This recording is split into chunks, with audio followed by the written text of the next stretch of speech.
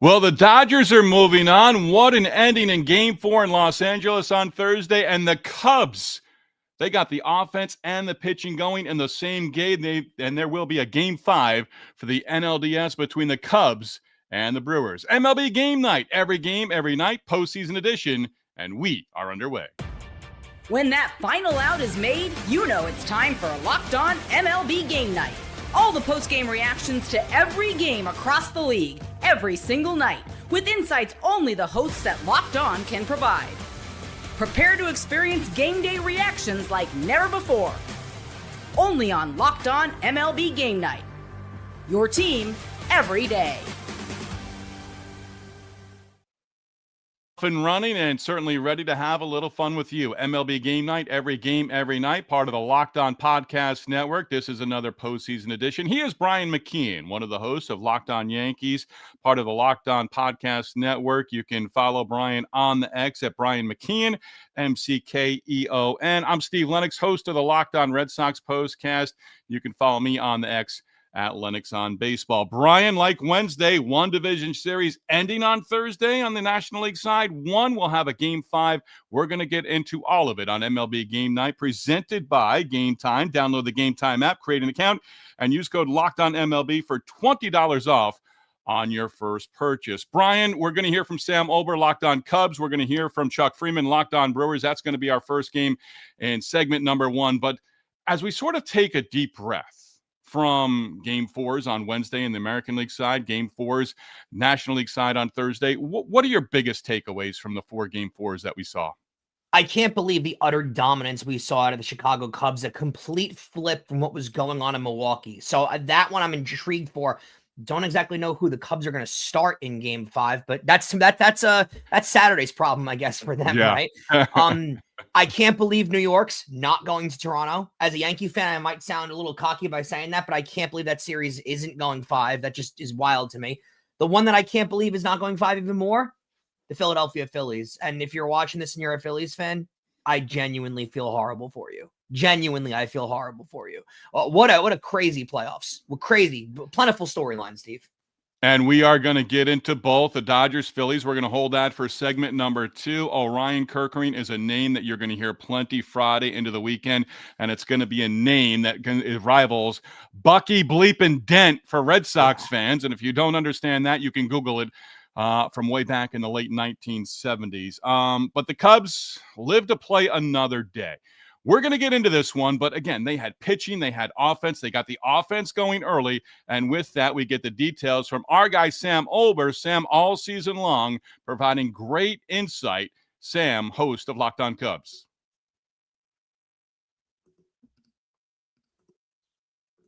Do you believe? That's the question.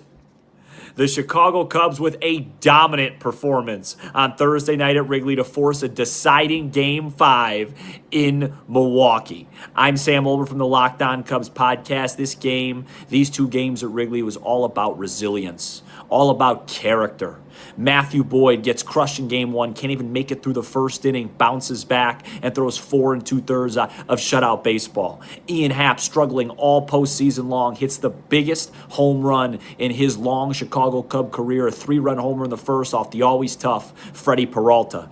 Kyle Tucker added a home run, and it was not a cheap home run, one of the better swings he's had all year. The bullpen continued to do what it's done all postseason, which is hold the leads, and hopefully that continues because we're going to Milwaukee for Game 5. We're going to talk about it all. We'll be live here. It's just me in about 5-10 minutes. This game and previewing the decider. But folks, give this group a lot of credit. They've earned a lot of respect and showed a lot of character to force a Game 5 here no matter what happens on Saturday. So, Brian, Sam posed it right off the top. Do you believe, I'll finish it off, do you believe the Cubs can finish this off, win all three in a row, and win Game 5 in Milwaukee on Saturday? No, I don't. No. I think Milwaukee is a really tough place to play in the postseason. Those fans show up, just like the fans in Wrigley showed up. Those fans showed up, and I think you've seen too much inconsistent play out of the Chicago Cubs team throughout the entire season. I'm not going to jump on the ship now and just start to believe in them after they have 2 impressive wins at Wrigley. They've been better at home all season, and they've been inconsistent for the most part, Steve. I think that trend kind of continues. Plus, who is starting for them on Saturday? They're short on starting pitching, and if you're going to give me Shota Imanaga, that's fine, but he got absolutely shelled in his first start of this series. So the Brewers have been great all season. I don't know if they falter here. Sam mentioned it. Ian Happ, the first inning home run, a 2-out, 3-run shot. The Cubs had the bases loaded in the 5th inning with 1 out. Suzuki struck out on a 3-2 breaking ball. It was called out on a check swing. And then Happ flied out on the first pitch that he saw from Aaron Ashby. So Ashby got out of that inning, and I'm thinking to myself right then and there, Milwaukee, this is their opportunity in the top half of the 7th inning. But the bullpen did the job, and we'll touch on the bullpen in a minute. But then the Cubs offense got going again. They got home runs from Tucker and Bush late to add on to what was a 3-0 lead and ultimately win this one 6-0. But I really thought when they left the bases loaded, Brewers had a golden opportunity to go by the wayside where they could have gotten back in it in the next half inning.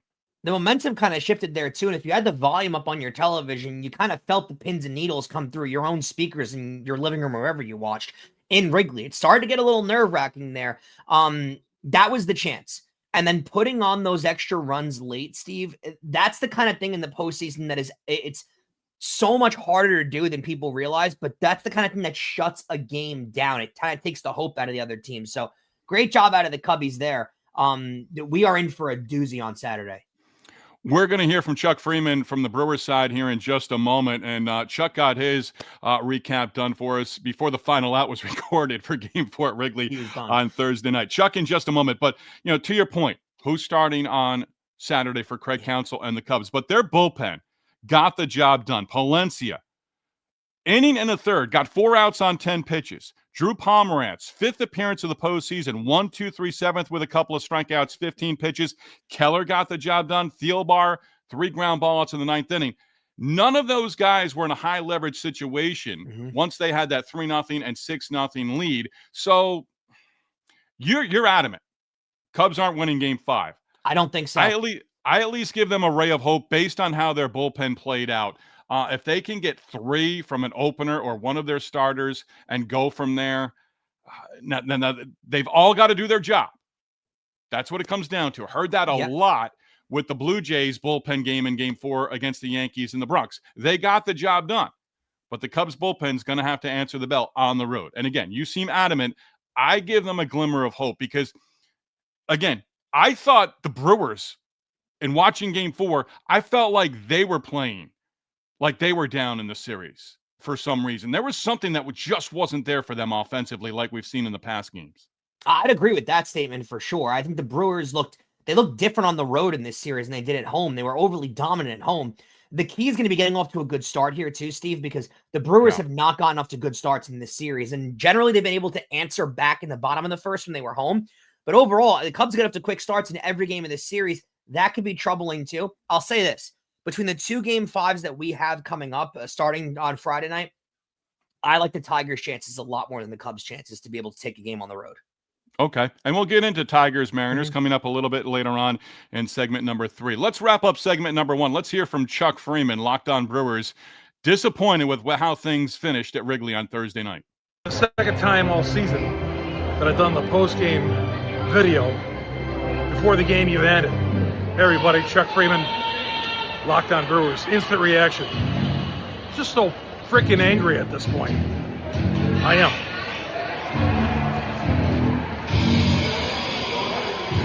I'm not prepared for this season to end on Saturday. And I feel like a lot of you guys are at this point. I don't know who that team is that we just saw the last 2 days at Wrigley Field, but I don't like them. I don't like this Brewer team that we've seen the last 2 days. Not coming up with clutch hits, not battling. I hated the bunt. I don't care if Ortiz is at the plate. They're down 3-0. They need multiple runs. If Ortiz, nobody likes him in the lineup, get him out of there then. Can we see some Isaac Collins? Maybe he can ignite some things in this offense. My God. Freddie gives up the meatball 3-run home run. But again, you got to score some runs. You got to score some runs. All right. After the game, we'll be back upstairs doing Locked On Brewers late night. One of the reasons why I did this, not only do I think this game is over. Get out. I don't want to see all these Cub fans trying to give me a high five. I'll give them a high five.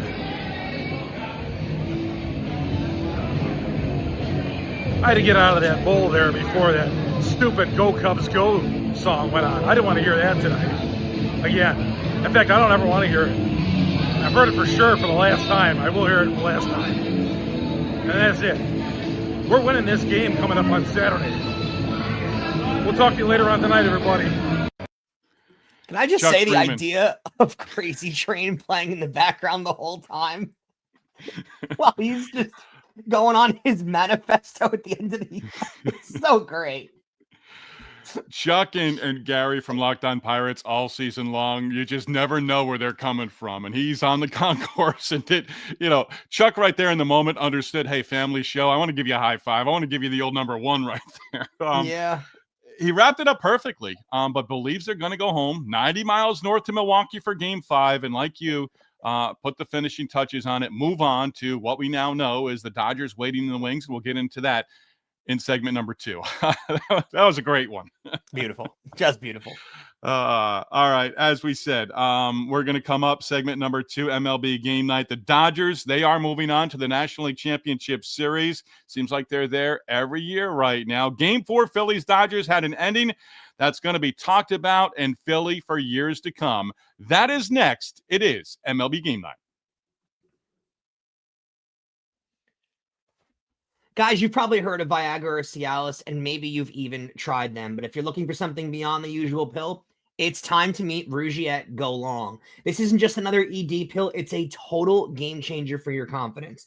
Go Long combines 2 doctor-trusted medications in one dual-action formula.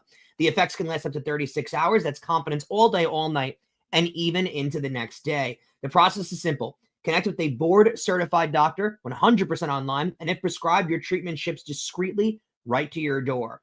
Ready to level up your confidence in the bedroom? Head over to Rougiette.com and use promo code ONEWORD for 15% off your first order. That's RUGIET.com. Promo code ONEWORD Make sure to use our code so they know that we sent you. MLB Game Night, every game, every night, part of the Locked On Podcast Network, MLB Game Night, postseason edition. And yes, the Dodgers are moving on. And with that, we're going to hear from both Harry Ruiz and our guy Connor Thomas with Locked On Phillies postcast right off the top. But Harry, Brian, as you can imagine, excited as the Dodgers are moving on to the National League Championship Series yet again. Dodgers are back in the NLCS 2 years in a row, and the dream of going back-to-back is still alive. Man, what a pitching battle. Tyler Glasnow and Christopher Sanchez locked in. Pure filth from both guys. This game was a chess match. Scoreless into the 7th until Philly finally broke through once Emmett Sheehan came in. But the Dodgers answered right back. Bases loaded. Mookie Betts worked the walk-off of Yohan Duran. Tie game, 1-1. And then Roki Sasaki, my MVP tonight. 3 perfect innings, just absolute dominance. Alex Vesia came in and gave LA another scoreless frame. These two, untouchable. Top of the 11th, 2 outs, bases loaded. Andy Paez hits a grounder back to the pitcher. And Oriol Kerkering, I still can't believe he did this, threw the ball home instead of to first. Run scores, the Dodgers win. And look, I'm not going to stress about how we scored a walk, an error, whatever. A win is a win. Now the rotation's reset. The bullpen's going to be rested, and these bats, they're about to wake up. We're back in the NLCS. We're not done yet. 5 wins down, 8 to go. Back-to-back title hopes, still alive. Let's go!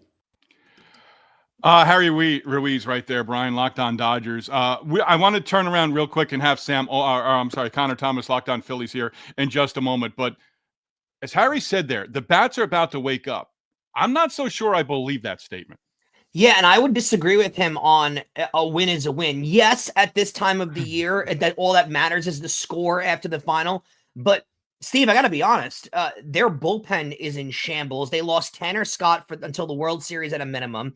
They haven't got any length out of their bullpen whatsoever. Their starters have been great, but that second half of their lineup has just not been good, not been consistent. Even the Pages game winner, yes, it's a game winner and a walk-off, but it's all on the error. He hits a ground ball back to the pitcher. Their bats have not been good all postseason. So I love the confidence out of him. I do, but I think there's got to be a little concern in Dodgerland. So we've been saying goodbye to the Locked On MLB hosts that we've had throughout the course of the season. You're with us on MLB Game Night, so we continue with you as the Yankees season came to an end on Wednesday. But we're going to hear from Connor Thomas for the final time this year. And Connor, I think, speaks to every Phillies fan, and you're going to hear about Oriol Kerkering for many, many days and years to come if you're a fighting Phillies fan. I'm never going to get over it. That can't happen. That can't happen in any situation, anywhere, much less with a series in the postseason, your season on the line. I'm Connor Thomas, your host of Locked On Phillies, and Oriol Kerkering just threw away the Phillies season. A routine comebacker, and he makes the dumbest play possible. You will never see a bigger individual player collapse in a big moment than what you just saw from Oriol Kerkering. It's legitimately Bill Buckner level stuff. We will talk about this in Philadelphia forever, and I'm never going to get over it. I'm going to be mad tomorrow. I'm going to be mad the next day. I'm going to be mad the next week, the next month, the next year. I, right now, never want to see Oriol Kerkering pitch for this baseball team again. I never want to think about Oriol Kerkering again. And damn, this offense too, one run, like nobody was good enough tonight besides the pitchers outside of Orion, who decided just to throw the ball home to the backstop and lose the Phillies, the NLDS. I'm over it. I'm done with this baseball team. I'm done with the sport. I'm done with sports in general. Maybe we'll talk tomorrow on the next episode of Locked On Phillies.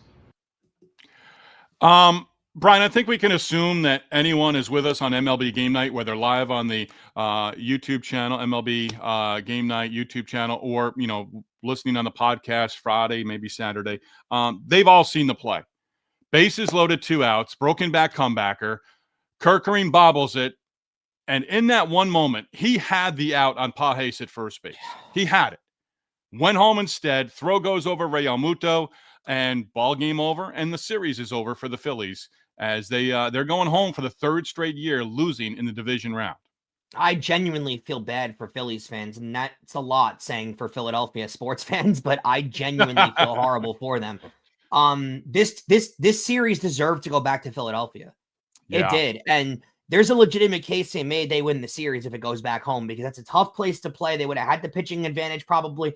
I mean, that is just, I get flashbacks and deja vu to last year when Aaron Boone brought Nestor Cortez in the World Series. That's what it felt like, when you can't fathom as a fan of the team how stupid of a decision this is. And I give less credit to Oriol Kerkering just because the play was so obviously to first base. I mean, that's a little league play. You never go home there. There's no point in going home there. Why rush a throw for no reason?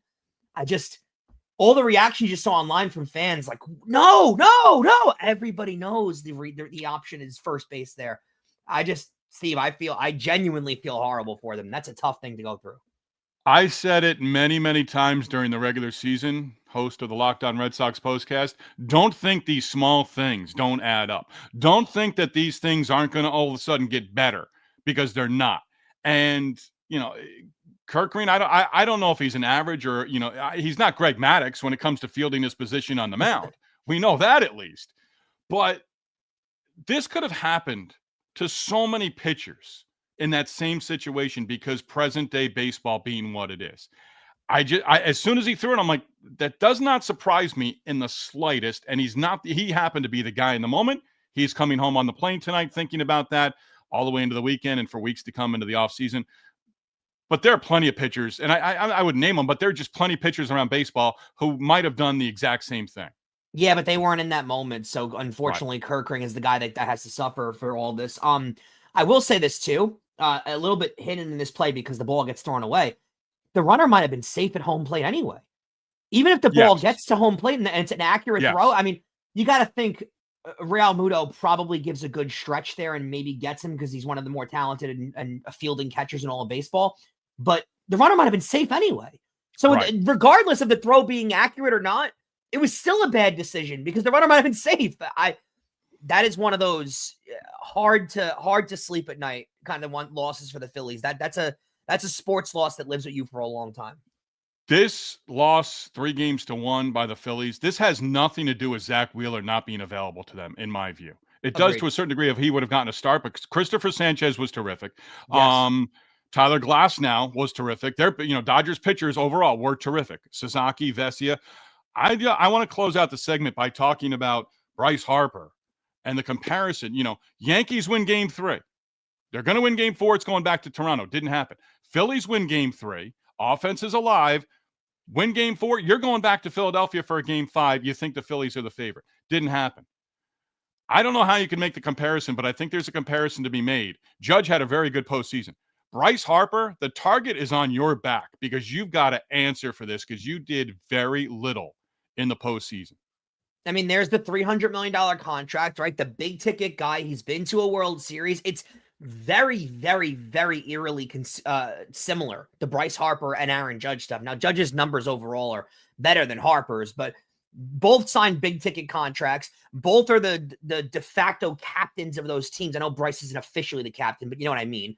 And yet both have only gotten to one World Series in their respective towns. Both have gone on multiple playoff runs, but can't seem to get over that next step. And I got to be honest, Steve, the window is closing in Philadelphia. It's getting late early there when it comes to trying to win a championship. All those guys are getting older. Kyle Schwarber, I believe, is an upcoming free agent. Yep. They got a lot of money on the books. A lot of money on the books towards guys. I don't know how much more time Bryce Harper has to be able to get this done. And this was their chance. And to a point that you were making earlier too, this is a horrible loss, and it's a tough spot. And yes, was the pitching fantastic out of Sanchez? He pitched well enough to win this game. All those things are true. Shouldn't have got to this point. If you're the Philadelphia Phillies, you can't let it get to an elimination game 4 where you can't let it get back to LA down 2-0 where you got to sweep LA in their home building to go back. You can't let it get to that point. And the Phillies did. Did they come through in this game? No. But they had plenty of opportunities throughout the entire series to not send it back there 2-0, and it did. So no one to blame but themselves.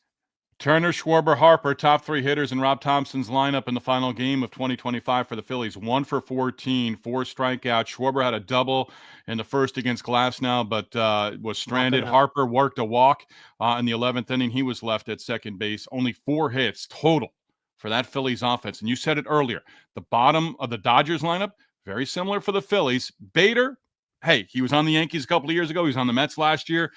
Good outfielder. But I mean, he was a factor in this and the fact that he was hurt. But overall, the Phillies, it's going to be a very interesting offseason for Dave Dombrowski. We've had great atmospheres at the ballparks throughout. And I'm going to get Brian's thoughts on that. We're going to touch on that. We're also going to touch on, we're going to have 2 game 5s, including Tigers and Mariners in Seattle for game 5 of their American League Division Series on Friday night. We're going to discuss that next as we go into segment number 3, MLB Game Night. Every game, every night.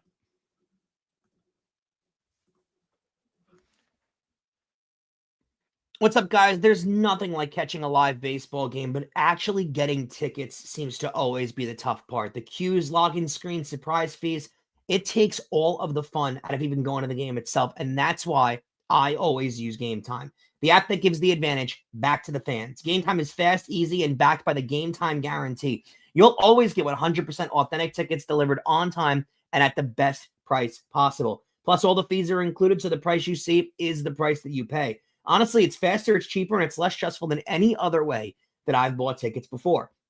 So download the Game Time app, create an account, and use code LOCKEDONMLB for $20 off your first purchase. Terms apply. Again, that's promo code LOCKEDONMLB for $20 off. Swipe, tap, ticket, go. Download Game Time today.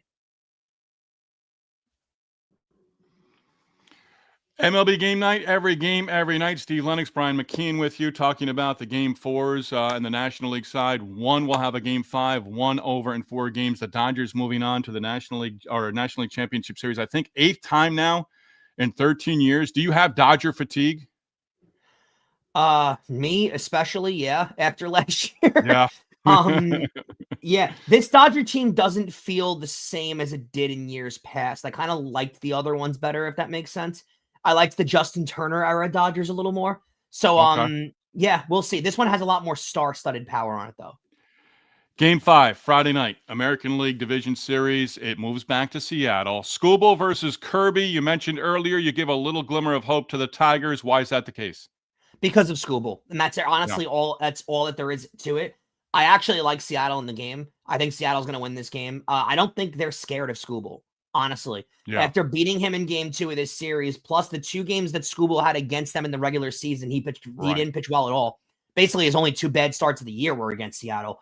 I think Seattle's got a tremendous amount of confidence. I'll say this to you. I have a question for you, actually. In these big, now obviously dominant pitchers are dominant pitchers and they're going to dominate in big situations. But I do feel like in these moments, a lot of the time, it gets in hitters' heads how good the opposing pitcher is. And they almost strike out before they're even in the batter's box with some of these guys. Yep. And do you think having the confidence that they can hit Skubal is an advantage for the Mariners going into the batter's box every time, being like, we're not as afraid of this guy as the rest of baseball is? If I could fast forward to 2 innings in the books from Seattle Friday night, I'd give you a better answer. I'm curious to see how they go after him early on. Is he, if he strikes out the side in the first inning, but he did it on 25 pitches, I think the Mariners have done their job. Because all of a sudden you're looking at that pitch count and okay, you've got 75 more pitches to deal with. Or, he's in this, if he's above 30, if he's, 35 plus in the first 2 innings, he can get his strikeouts, but I don't want him to get his strikeouts. I mean, again, I'll go back to Cam Schlittler. He got all the strikeouts against the Red Sox in game 3 of the wild card round, but his pitch count was never an issue. Saw Crochet plenty of times. I'd rather see 6 or 7 strikeouts from a guy rather than 9 or 10 because it's only a 6-inning performance in all likelihood. So I think the key to the Tigers is Skubal's gotta. I don't even think it's 7 and you're done. I think he's got to work into the 8th inning. Give that bullpen as few outs as possible. That the Tigers bullpen. I don't know who Vest, whoever it is, Finnegan. Those are the 2 guys I would trust in, but. You want them to have to record as few outs as possible on the road in Seattle Friday night to me. Well, that's why I like Seattle. That's why I like Seattle because to me, as much of an ace as Skubal is, that's asking a heck of a lot out of a young kid. I mean, he's not that young age-wise, but experience-wise, that's asking a heck of a lot out of someone. Hey, you got to give us 8 innings. That's a very 1990s, 80s kind of baseball philosophy. That's my era. That's my era. No.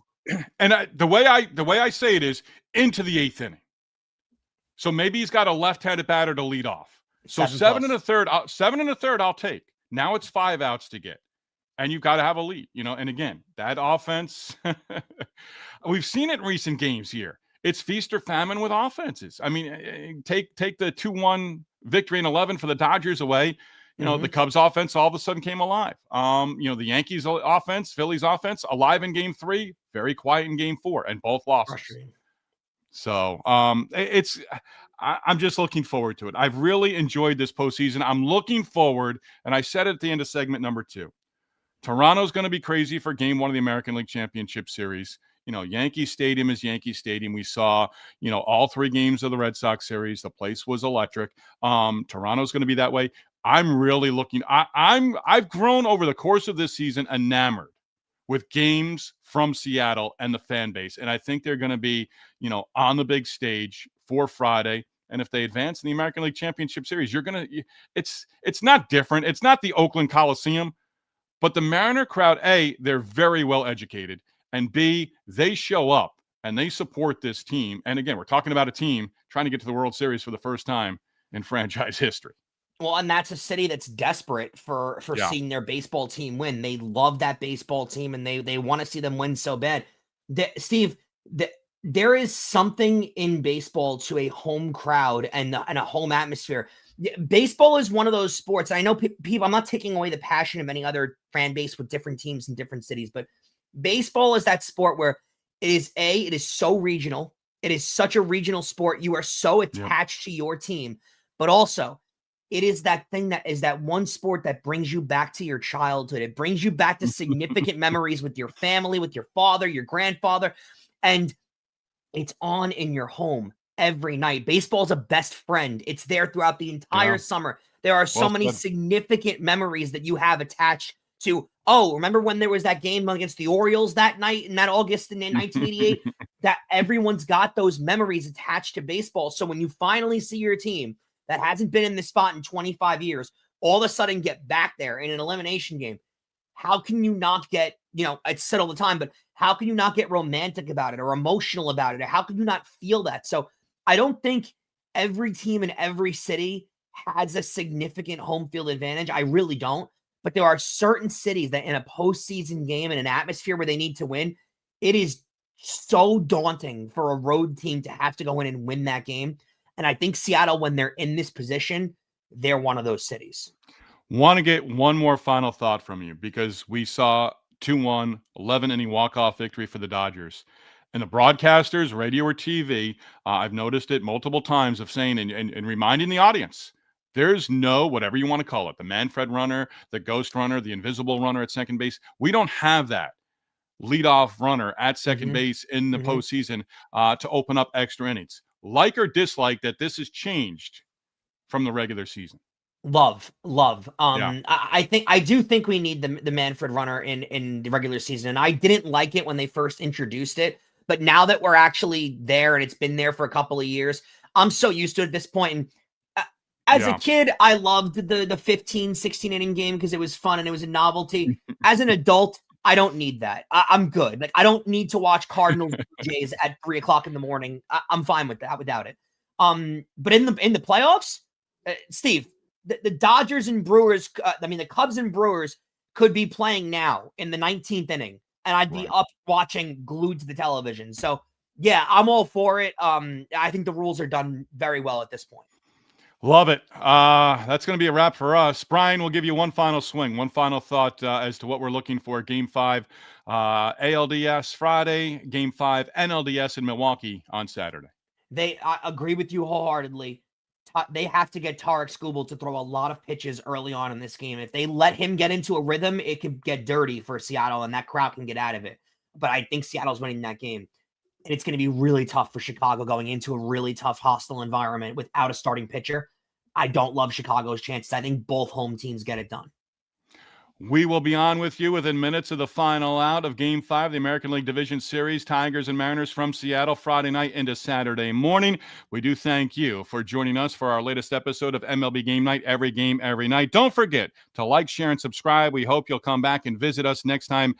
Once again, for Brian McKeon, I'm Steve Lenox. We say so long. And once again, MLB Game Night, every game, every night, part of the Locked On Podcast Network.